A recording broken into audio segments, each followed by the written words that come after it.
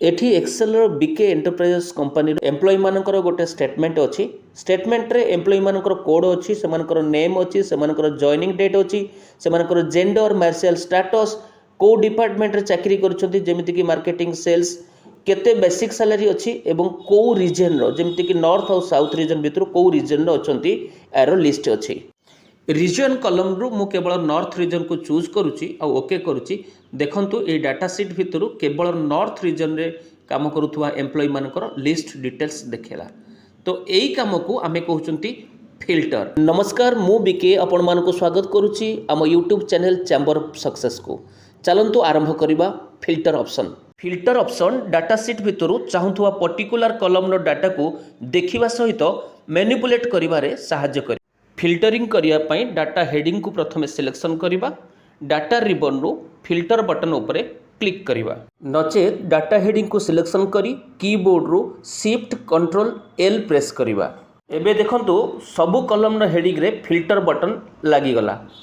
Company रो total salary बाबद रे payment कराइथिबा salary को आमे कैलकुलेशन करिबा केउ जगह रे तार कैलकुलेट रिजल्ट रखिया पई चाहुचंती सेठी लिखिबा इक्वल टू सब टोटल ब्रैकेट आरंभ फंक्शन फंक्शन मीन्स आम ये सम करने चाहूँगी तेणु 9 लिखा पड़ो कमा डाटा रेंज जो डाटा रेंज रो समेसन वैल्यू बाहर करने चाहूँगी डाटा रेंज को सिलेक्शन करवा ब्रैकेट शेष आउ एंटर की।